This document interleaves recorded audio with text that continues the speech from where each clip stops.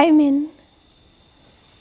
A couple of questions that are asked in the question and answer box. All of the questions are being copied and pasted into another document, so they're not lost. But I'm trying to, for us to kind of keep on a projected pathway as much as possible. So there is a question, is 1888 a midway to? Yes. All of those dates that take us to 2014 are midways in their own history.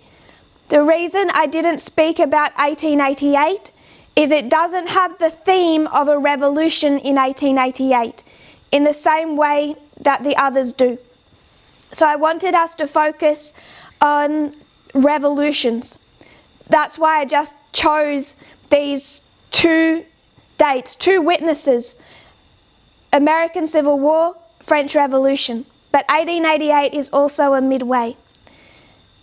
The question that came after that, I don't want to answer this question now, but I just want to speak about one thought that I feel is expressed in this question, just as a thought to add to that. Do you think that issues of microaggressions and race-related biases has been addressed within the context of the movement? Speaking from the perspective of a person of colour, we deal with microaggressions on a daily basis at work and in common society. Are the movement's white population being educated on the problems with microaggressions in comments and assumptions that are often made about POC? I'm not sure what POC stands for. People of colour. You have spoken about the external identification of racism and perhaps even sexism. So I'm not sure why they say perhaps even sexism. Sexism. It's not a perhaps even. So I find that it's the person who's anonymous, so I'm not embarrassing anyone. I find that phrasing problematic. I've spoken about the external identification of racism and sexism that definitely worldwide exists in a fashion that kills thousands, tens of thousands of women every year, let alone the way that they are abused and held back outside of just murder. So I just want to address one point of that. I might erase this now that we're confident with two periods, these two revolutionary periods taking us to 2014. If you can hold that in your mind.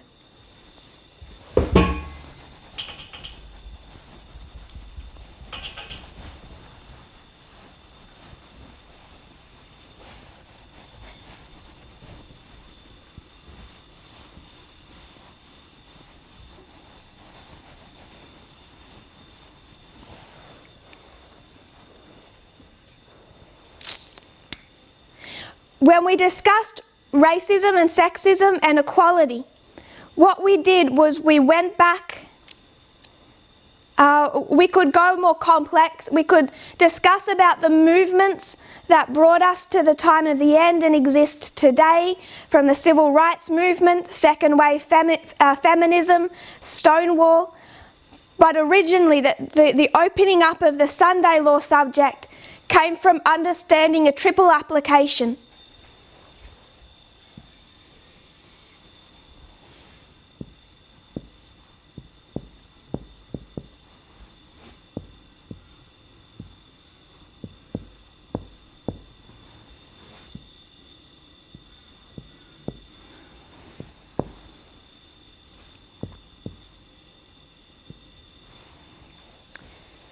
(1850) plus 1888 brings us to the Sunday law, and we must combine both of them to understand the sin of the United States at the end of the world.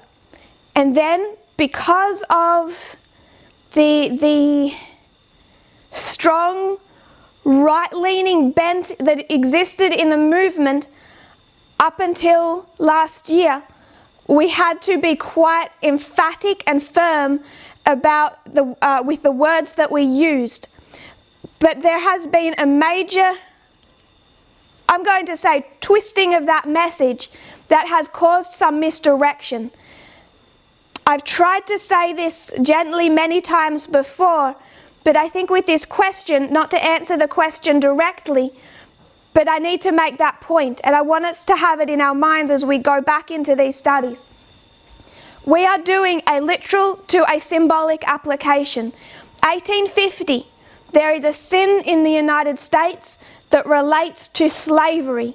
It's slavery where the black population is put into slavery and made slaves by the white population.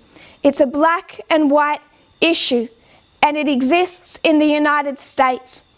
When the United States is judged for that, in the history of the Civil War, on a line, that is the history of the plagues. So 61 to 63, it's the plagues falling because of the sin. Is anywhere else in the world experiencing those plagues? No. The time of trouble, the falling of the plagues, the sin is encapsulated inside America. Can we see that? It's just encased inside America and this issue of slavery.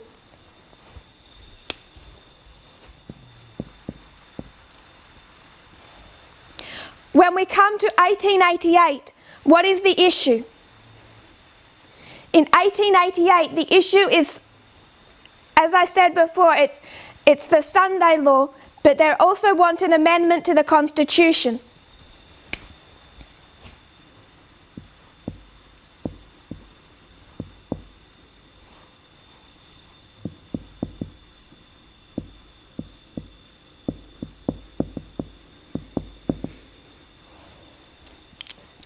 So are we going to experience a Sunday law today? No. There's no Sunday law going to come into effect today. We take the theme of that history, and the theme of that history is what? Church and state, Christian nation.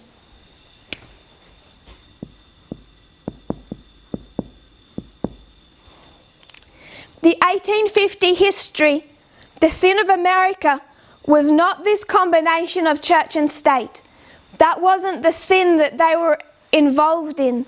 The sin was oppression, the sin was slavery. Now we're making literal to symbolic applications. 1850, it's encased within the United States. It's an issue between black and white. 1888, what starts to happen? It starts to open up.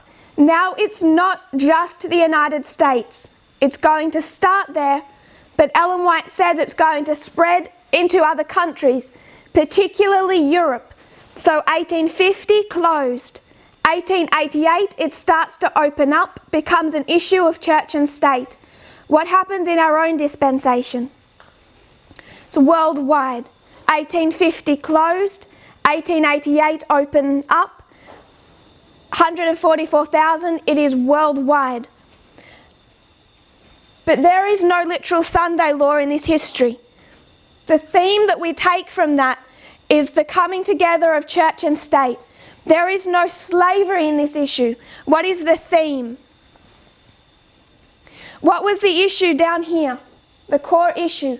Why didn't they want Mexicans?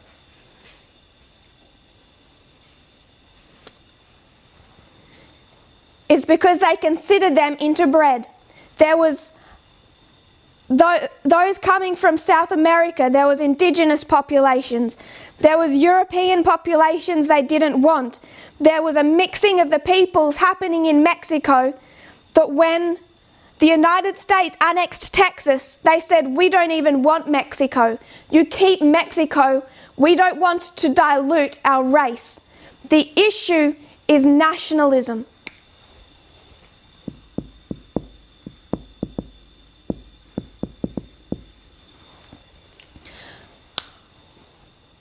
What the point that I want to make is the application of 1850 today is worldwide.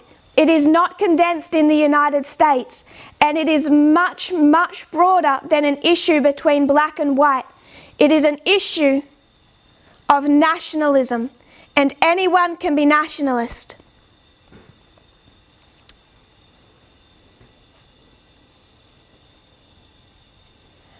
Anyone can be nationalist. I've said before, I went to the United States, I taught the message of equality, and what did FFA say? Who are you European socialist, to come and tell us how to behave? I went to Uganda, and what did they tell me?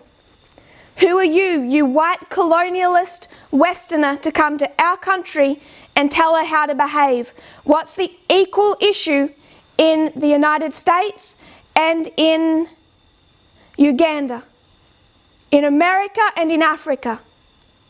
Nationalism. It does not become condensed into the issue of colour. Colour is a part of that, but it is so much broader than we realise. It cannot be limited to just colour. If we speak only of colour, we risk failing the test ourselves. People are often shouting for equality when it comes to colour, and they actually do that from the platform of nationalism. If we don't see the test as clearly as we must, there's the danger that we fail it. Someone says internally we addressed sexism, but I'm not currently seeing the racism issue being tackled as enthusiastically. The reason that much is being said about sexism is because people in the movement, as far as I can see online, are not practicing equality when it comes to sexism to nearly the same degree that they are practicing equality when it comes to colour. We understand, why do these issues come in 3 steps? I've taught this multiple times.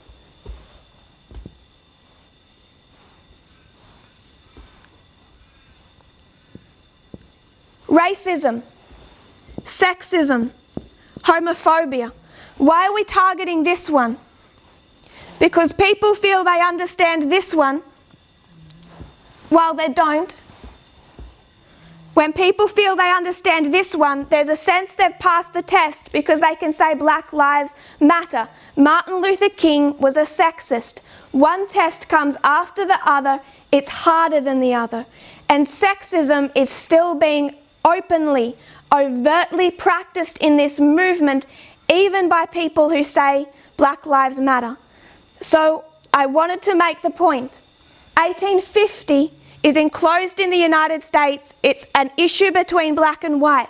We must see it today as universal and not condensed into just the subject of colour.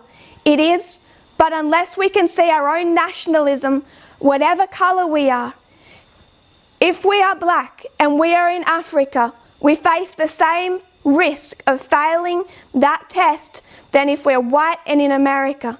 And that was very much evidenced with how some people took the subject of sexism. Because the minute a white woman tells you, from the West, tells you to stop paying dowry, all of a sudden, it's my culture, it's my country, and I'm proud of where I come from. We do not have a dual citizenship. This issue of racism is not condensed to the United States, and it's not condensed to the subject of colour. Everyone is facing the same test of nationalism, no matter the colour of their skin or the country that they come from. It's an issue for everyone. So that has been, in some ways, misdirected. Yes, it is part of that. The issues in America right now are part of that issue. But we have to look global. The message of equality was for us to turn to those around us and see how we are hurting them. It was for us to look inside and see our own sins, our own nationalism, our own sexism, our own homophobia, and to deal with ourselves. It wasn't for us to fight for our own rights. It was to see how we were hurting the rights of other people. And sexism is so deeply embedded in this movement, people cannot even see it when it's overtly practiced. I don't want to get sidetracked. So, how would Christ have come in 1863 if the conflict was local and not worldwide? We face the same issue today. What does worldwide mean? We have no people in the movement that I'm aware of in Yemen. People will go to heaven who are not properly trained and properly prepared.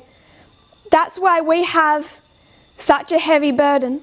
That's why we have to live so true to the lines and what God teaches. Because it is our duty to teach them. If Christ had have come back in 1863, there would have been many sins still practiced. Racism would not have been understood as being the depth of sin that it was, even as much as we understand it today. They would have had to have experienced in heaven the growth in understanding that we have had to come to 150 years later. They would have had to have come to the same position that we have on equality for women. There wouldn't have been barely a single person in heaven who truly understood equality in the home. All of that would have had to take place in heaven. Which brings the question, how much do we still have to learn? Do we think we're going to heaven perfect? Or do we continue to be challenged? I think we have a lot to learn in 1,000 years. Perhaps more than we can realise. We'll look forward to that journey if we see it's for our benefit. Back to the revolutions.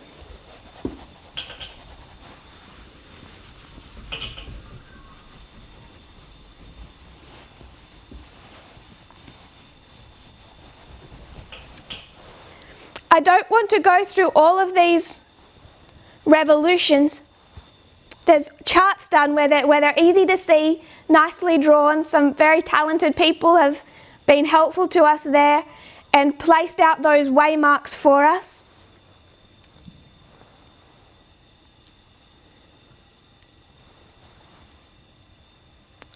I just want to remind us of the application. When we discuss the revolutions, what are we discussing?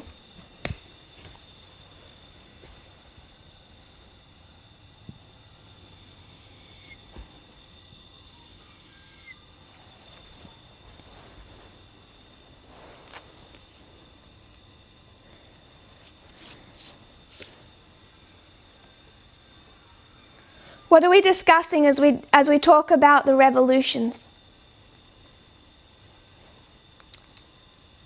What I'd like to suggest is what was said before. We're discussing the transformation of the United States from a republic to a dictatorship. We're discussing the changing of kingdoms. So when you look at Russia, you can see that it had transitioned from a dictatorship, communist dictatorship. It had transformed into at least the beginning steps of a fragile democracy, and then Vladimir Putin has pulled it back into being a dictatorship. And he did that through a process. He became president in 1999, he was elected in 2000, re-elected in 2004, stood down in 2008 because he couldn't run again, came back in 2012, changed the time span of a term to 6 years instead of 4. I think it was 2018, he's elected again. 2024, he is already set himself up to run a third term by changing the Russian constitution. So there's all of these points along the way where you could mark Russia transforming from a fledgling democracy to a dictatorship. But it's happening progressively in subtle steps that if someone in an information age wants to deny, they can. The exact same thing is happening within the United States. The transformation of a democracy into a dictatorship. And what these lines of revolutions enable us to do is see how that process occurs. It takes us through some specific steps along that journey. So when the United States passes a Sunday law at that waymark, it must already be set up in such a position that it can do that. The United States has strong institutions. It's got 3 branches of government holding each other in check. For the United States to do such an action at the Sunday law, it must be enabled to do that. So if it's going to break that Republican horn, there must have been a process by which those branches of government are structured in such a way that enables it to do that. There must be a restructuring of the executive branch, of the judicial branch, of the legislative branch. Just as Vladimir Putin, through 2004, 2008, 2018, he has restructured Russia to be able to set himself up in the position of power that he has, uniting church and state in the process. What we're seeing is that exact same thing occurring in the United States, and it's just as subtle. All of that must happen before the United States can even consider placing a Sunday law.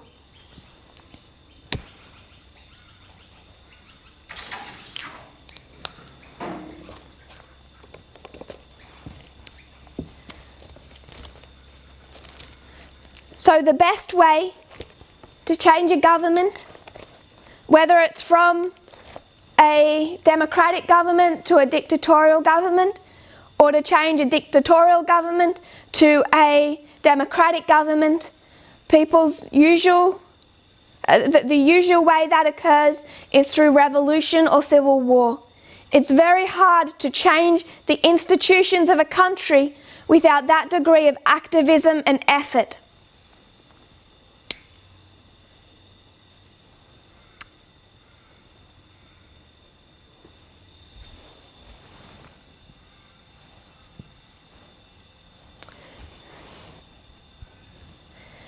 And what the lines of the revolutions enable us to do is see that transformation happen in 2 parts, much like other revolutions in history. It takes us from the beginning of a revolution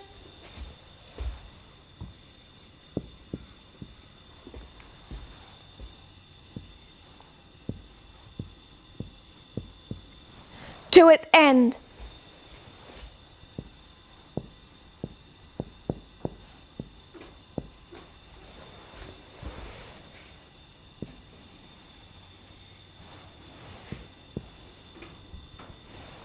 This is just what we have drawn above, 9/11 to 2019, 2014 as a midway point in that history.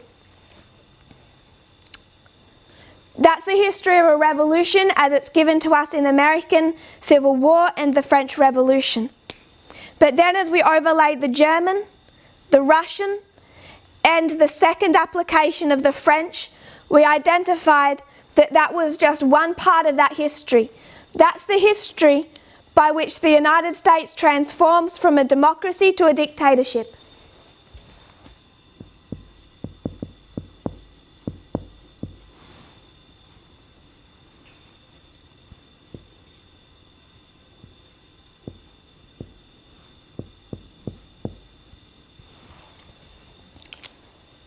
November 9, 2019, the end point of that revolutionary period.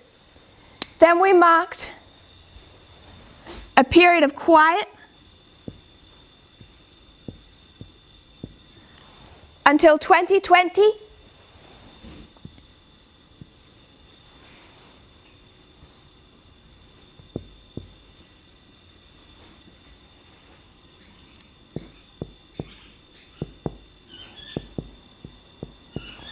And the beginning of a counter-revolution.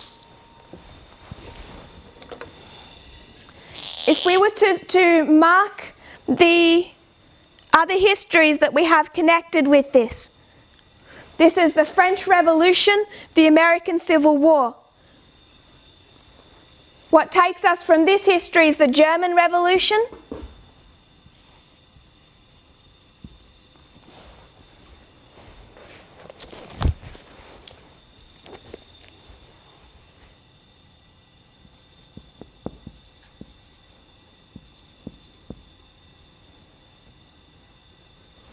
October 30, 1918.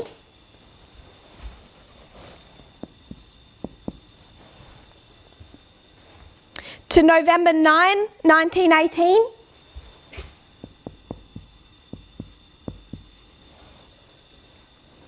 Counter-revolution begins in 1919.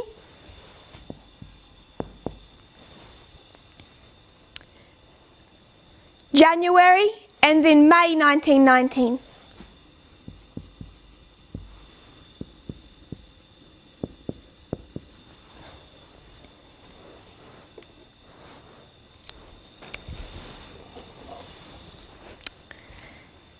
Then we took the Russian Revolution.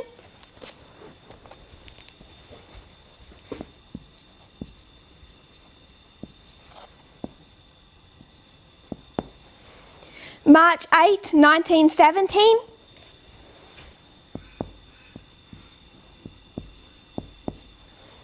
Ended November 9, 1917. 1918, counter-revolution. Ended in 1922.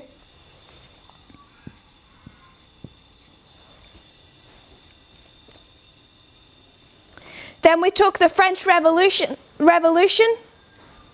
its whole expansive history.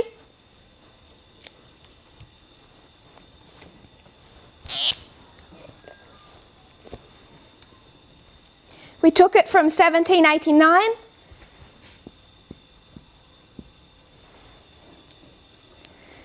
to, by their own revolutionary calendar, the 9th day of the 11th month.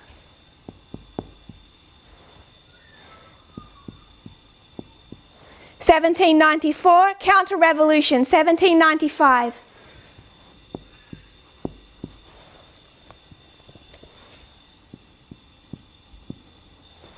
Ends in 1799.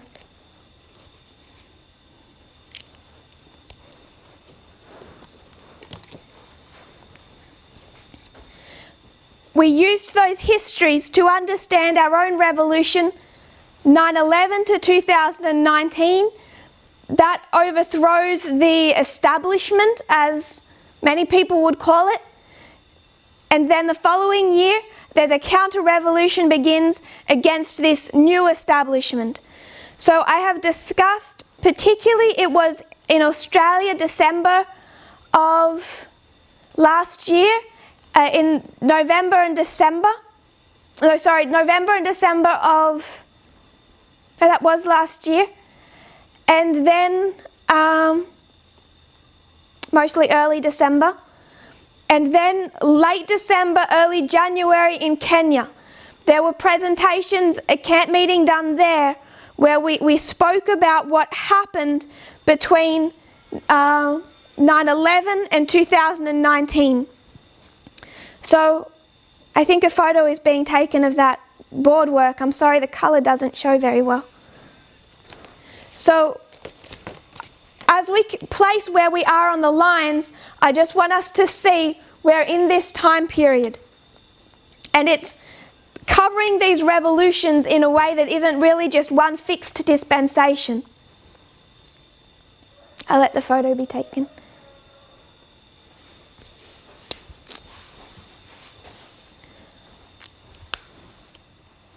It's showing how the United States is transforming.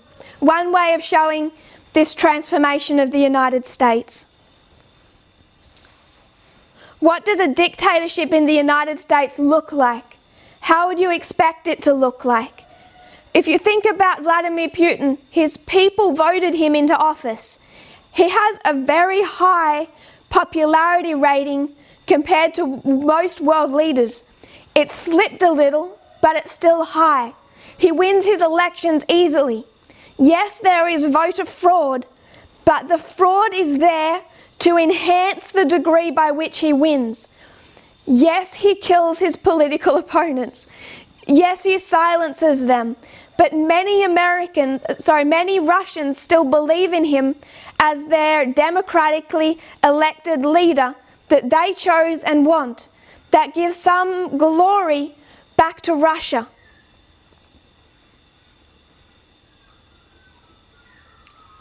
So we have to consider what, in a history of information, what a dictatorship looks like. Back in 1888, would the Constitution have been physically changed? Yes, there would have been an amendment to the Constitution. If that had happened early enough, they may have scrapped the whole thing. By the 1880s, it would have been amended. Is it going to be amended today? No. All that they do is say, if you think the Constitution protects minority rights, you're reading it wrong. It'll be about how you read. So these subjects become more difficult to identify. A dictatorship is more difficult to identify today because they keep a degree of deniability. Russia still has its institutions, its parliament, its elections, its constitution, all of that intact. Vladimir Putin has just been able to manipulate that system.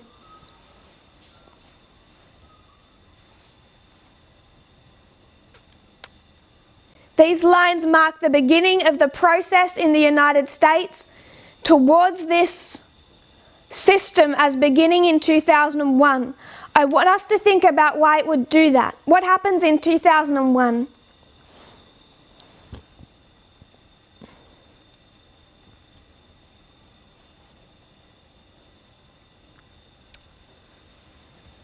I'm going to read a little from articles here. This is actually a YouTube clip that I've watched him and I've transcribed what he's saying. I'm quoting Gideon Rose. Gideon Rose was the editor of Foreign Affairs. He was a member of the Council on Foreign Relations. He served as Associate Director for Near East and South Asian Affairs on the staff of the National Security Council from 1994 to 1995 under the Clinton administration. So he's worked particularly for Democrats. Quoting him, 9/11 has changed US foreign policy dramatically in two ways. The first and more obvious way was in bringing the issue of terrorism in general and radical Islamist terrorism in particular to the forefront of US foreign policy agenda. During the 1990s, specialists in terrorist events had noted events like the first World Trade Center bombing, the Oklahoma City bombing. They had started to worry about the rise of terrorism. So they've already in the 1990s started noting the rise of terrorism and were concerned about it. Some in the Middle East were worrying about the rise of Islamic radicalism. What 9/11 did was to combine those trends and make everybody realize that it was the single most important challenge to American foreign policy. The combination of Islamist radicalism and large-scale massive terrorism with mass casualty impact basically made everybody from top to bottom realize that this was what we had to focus on, and this really could hurt us in only the way that a few specialists had thought of before. So that's the first way that 9/11 changed US foreign policy. That's not the one I want to focus on. I want us to focus on the second change. Quoting Gideon Rose, the second thing it did, which was perhaps less obvious, was that it unleashed US power on the world. This sounds a bit weird because the US was obviously powerful beforehand. But during the 1990s, unlike what many people expected, the unipolar moment, as Charles Krauthammer put it in 1991, I believe in foreign affairs turned out to not be a short, temporary period of American dominance, but rather an ongoing and growing one. With the Soviet Union gone, the United States was at the top of the heap. But in the decade of the 1990s, it actually lapped the rest of the world even more so. So it was even stronger in relative power terms in 2000 than it had been in 1990. So what he's saying is that the global order went from bipolar, United States, Soviet Union, to unipolar at the beginning of the 1990s. And then through the 1990s, America continued to become more and more powerful. And yet, because of domestic political constraints, the United States basically didn't use this power in major dramatic ways. So America has condensed power, but it hasn't used power because it has these constraints, these domestic political constraints on its system. The Clinton administration wasn't focused obsessively in projecting American power and wanted to keep it in public limits. And so the American public didn't authorize a lot of things. So the Clinton administration is controlled by the desires of the American public. The Clinton administration does not want to project American power outside what the public in America, outside the limits of what the public in America place upon it. And the American public didn't wish American power used unilaterally internationally. What 9/11 did was basically have Congress and the American public give the executive branch a blank check to get the people who did this and make sure it didn't happen again. That was essentially the keys to the bank account that essentially unleashed all the American power that had been building up and turned it into power projection capabilities. We resulted not just in the Afghanistan campaign, but in the Iraq campaign, in the global war on terror, and massive deployment of American resources in power projection and an activist world role, which would not have been conceivable without the immediate trigger of a threat, that threat being 9/11, terrorism. The interesting thing is that in both these trends we overshot the mark. We went too far. And in retrospect, we can see now that we didn't just get seized with the idea of radical Islamist terrorism, we got obsessed with it. We not only unleashed American power, we squandered American power through its misapplication and misuse. So the irony is that after a decade of dealing with 9/11 and its aftermath, the United States is now coming back to its pre-9/11 condition with a more chastened, less hubristic attitude, a declining power-based domestic situation. We are trying to establish ourselves not just as a global liberal hegemon at large, but also to renew. It has been a sober decade that in the long run will be considered a detour from the path we were on before and that we are getting back to. He said all this in 2011 under the Obama administration. So what Gideon Rose is saying, the United States defeated the Soviet Union. The global order turned into this unipolar system. The United States built up immense power in the 1990s that was not used under the Clinton administration because of domestic constraints. What happened in 2001 was essentially the keys to the bank vault. It enabled the executive branch to absorb, not just to absorb more power, it had that power, but now to project that power internationally with the approval of Congress and with the approval of much of the American public. And what he's saying is that they can see that they overstepped the mark by far. Just one example of that without going into the history of the countries they destroyed, the thousands of lives that they ended, innocent lives, was just in the fact that they did that against international law. That in itself is a prime example in 2003. What he is saying naively is that it was unleashed in 2001. George Bush used that power internationally, but now it's the Obama administration. Now we have a more chastened, less hubristic attitude. Under Obama, we're bringing back that overextension. We're reining ourselves in.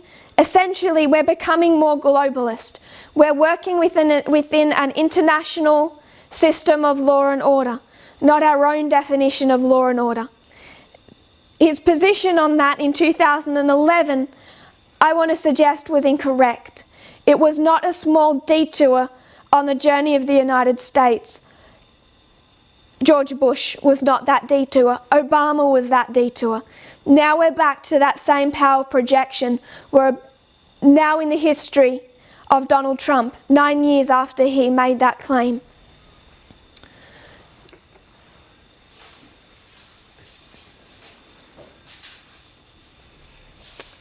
That is a YouTube link. It can later be put on the media broadcast.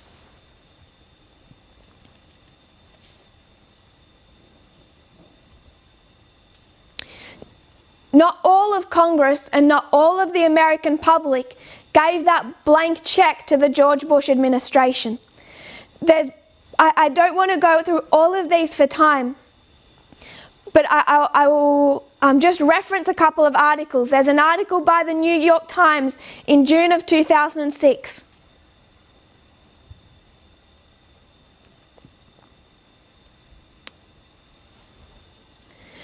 They talk about the partisanship that started to rise after 9/11. Not in the very immediate days after 9/11, but that event sparked over time this growing partisanship, which is the Civil War. It is the revolution. You have these two partisan sides who no longer can even understand each other's position, fighting for political and social power.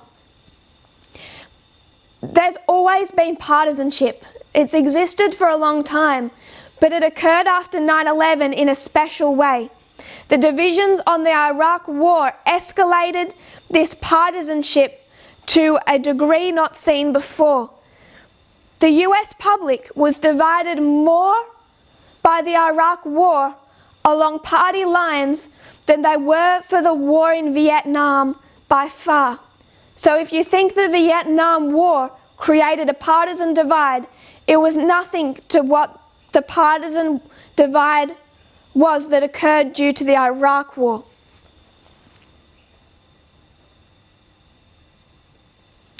In 2014, Mother Jones put out an article, How the Iraq War Launched the Modern Era of Political Misbehaviour. She likes to swear, Mother Jones.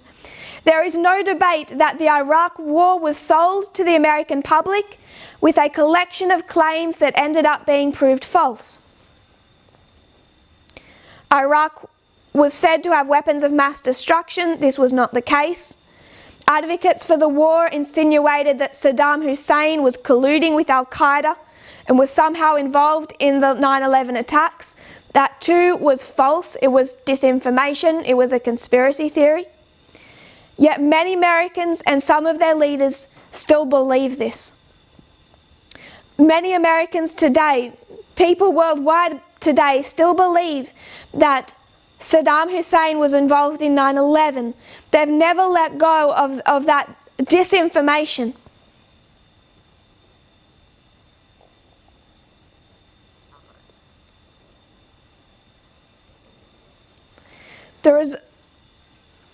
Since 2003, social scientists, psychologists, and pollsters have been busy examining why false beliefs like these are embraced, even in the face of irrefutable evidence.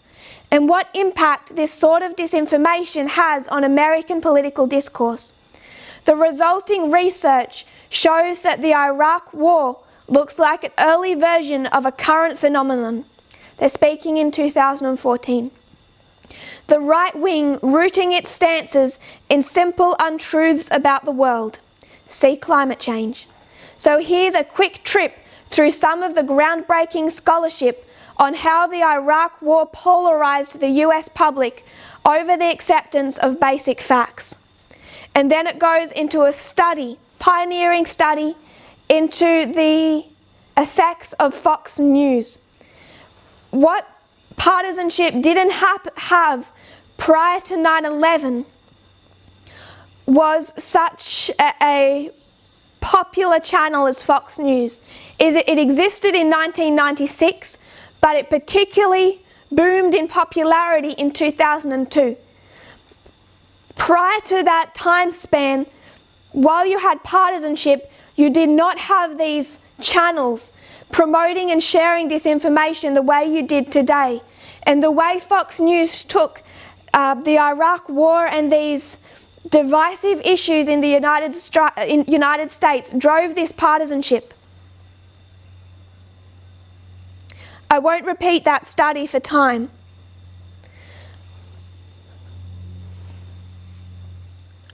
The degree of factual polarization over Iraq and the role of partisan media outlets like Fox News in driving it may have marked the dawn of a new normal.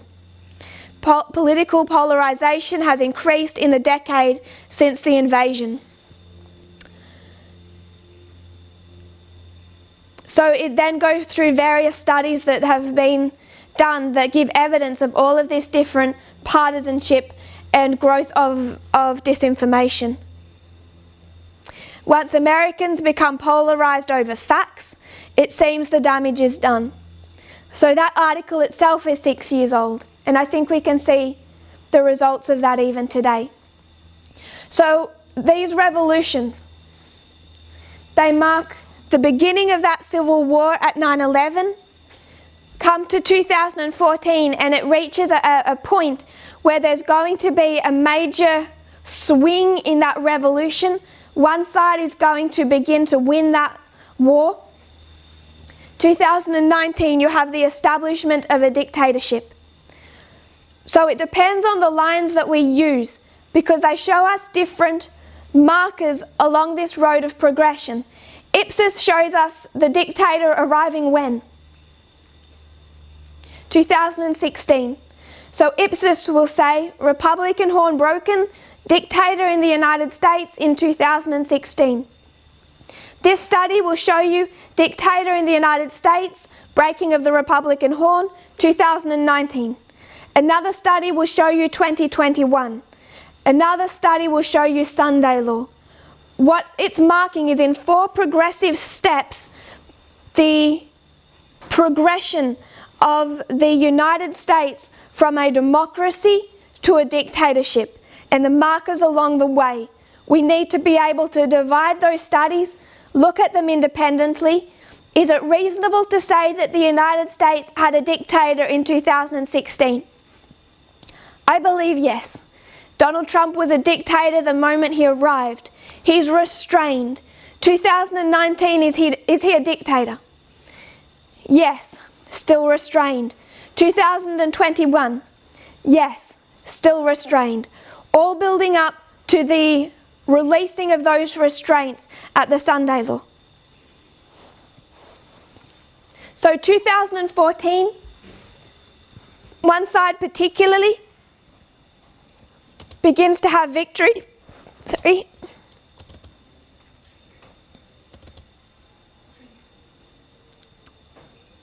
2014 is a turning point. Can people give me 3 things in 2014 that marked a turning point?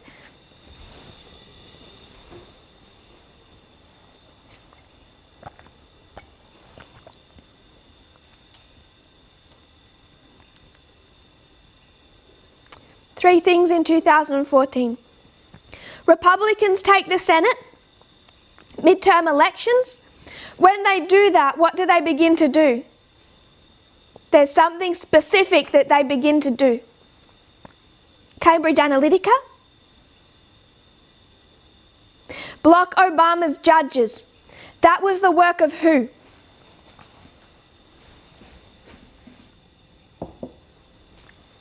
He called it the most important political decision he's made in his entire career. Mitch McConnell. So in 2014, when the Republicans have so much success in those midterm elections, Mitch McConnell arrives in a position where he can start blocking Obama from filling any judicial appointments in the United States. This led to the judicial branch being completely taken over by a conservative, right-leaning majority by the end of 2019, including the Supreme Court. I hope we're all following the events of the Supreme Court and the rulings they've been making even in the last weeks. You have a 5-4 conservative majority in the Supreme Court, and everyone is just hoping that Ruth Bader Ginsburg is holding on to life. If she goes, it won't even be mid-right-wing, it'll be right-wing, far right-wing. So, Sister Susie says they began to purge the Republican Party. Yes, that's the second one I was looking for. They begin to block Obama from appointing judges to the judiciary branch. One branch of the United States government is going to begin to fall. And then they begin to purge the Republican Party. Every dictatorship must purge their own party of anyone who is not completely loyal to the new dictatorship. It's one of the laws of dictatorship. That was Bannon, Sessions and Miller. Steve Bannon, Jeff Sessions, Stephen Miller. They met in 2012 at the Breitbart Embassy and planned how they would turn America around. The first step they decided to take was to purge the Republican Party of any moderates. Anyone who was a moderate Republican needed to be removed. They needed only far-right loyalists. They began in 2014 when they united with Fox News and they removed the first head they needed to put on a spike of the Republican Party. Third event of 2014, looking for a Supreme Court decision. Burwell versus Hobby Lobby stores. The Supreme Court ruled 5-4, 5 men, 3 women and a man against, but the 5 took it, allowing held for profit corporations to be exempt from a regulation its owners religiously objected to. So this has happened just in the last few weeks. This ruling has been extended even farther under the Trump administration, but it ties back to a 2014 decision. And it was about whether or not someone owned a company, a for-profit corporation, whether or not they would be forced to, in their employees' health insurance, be forced to cover birth control if they were, in their religious beliefs, the owners were opposed to it. And the Supreme Court judged they would not be required.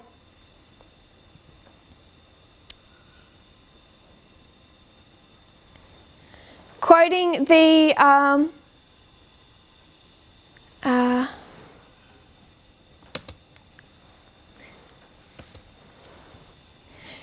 go back and see how Ruth Bader Ginsburg responded to that ruling. She called it a fearful precedent. What would come from that? Americans united for separation of church and state.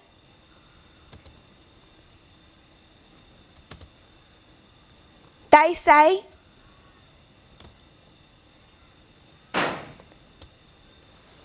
Such approaches, while important, are just a start. The ruling in this Supreme Court case goes beyond the question of access to birth control. It opens a door that could lead to a dangerous reinterpretation of the meaning of religious freedom. Under this new definition, that noble principle, which for a long time had projected the rights of Americans, becomes a thing to be used to impose theology on the unwilling. This cannot stand. Americans must take the necessary steps to prevent the further spread of this corrosive and reckless definition of religious freedom. And we can see that that decision has had implications. It has continued to erode religious freedom, even just showing in the court case, Supreme Court case a few weeks ago that expanded this decision.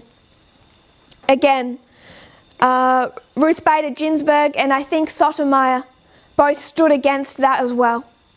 So there's the Supreme Court decision that has had far-reaching consequences. There is the beginning of the purge of the Republican Party in preparation for this dictatorship, and there is the blocking of Obama from appointing judges, the taking over of the judiciary. So 2014 becomes a major turning point. 2019. So I'll ask this question before we close. What did you expect to see November 9? Because all of the studies of the revolutions is what locked in November 9 as a day. So what do people expect to see on November 9?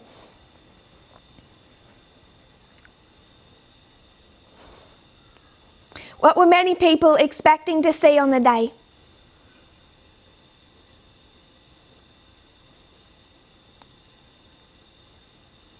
We have many people online and many are shy. Someone says a dictator.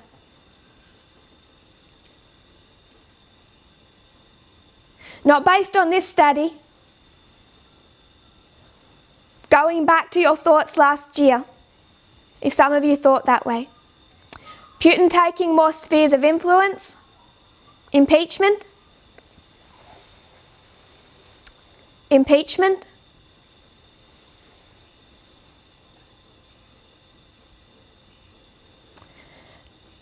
A turning point towards more violent persecutions of minorities.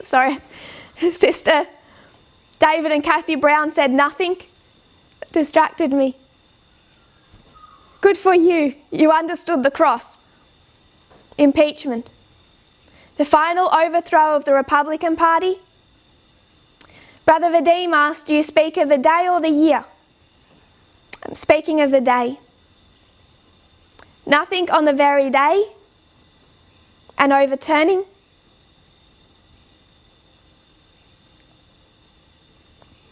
A disappointment. FFA laughed because there was no impeachment. A media restraint. That's actually quite a broad spectrum of answers. So I'll only leave us with one question, and then we'll have another short break. I'll pray to close. Why would we expect impeachment on November 9?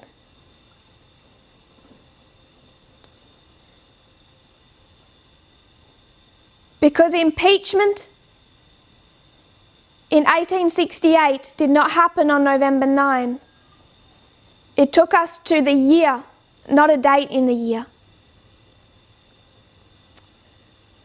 So I think we should be clear that we would never have did not expect impeachment to relate to November 9 as a day. The other questions we will come back to just after a break. If you would kneel with me. Dear Father in heaven, thank you for our blessings. Lord, our hearts ache as we know many of our brothers and sisters are battling through this time. Many, Lord, are considering whether or not this path is worth it. Many see beauty in the lines, but too much that troubles them. Many people are hurting, Lord. I pray that you will help us to anchor them in your truth. Lord, may they see beauty in these things. May they see that in everything you demand of us, Everything that you teach us is for our healing and restoration. How little do we still understand your character? How do we truly understand the depths of sin? It seems, Lord, that we were blind back in the 1800s. People were blind to the depths of sin as it relates to equality, not just on racism, but on how deep that runs within us when it turns into nationalism, when it stems from nationalism, when headship was not a thing to be questioned. Lord, we see that back then people could not realize the depths of sin. We wonder what we can see clearly today. I pray, Lord, that we'll trust to use your eyes to see truth and error as it is. May we not trust our own feelings, our own inclinations, what we want to do, our own desires. May we trust what you tell us. I pray, Lord, that you'll help us through this difficult part in our journey. Reinforce to us the beauty of our lines. May each one of us see how you have led us in the past. May we trust how you led us. May we not be given cause to doubt our past experience. May we see that you did not lead us into the wilderness to destroy us in the wilderness. Many may not make it through it, Lord.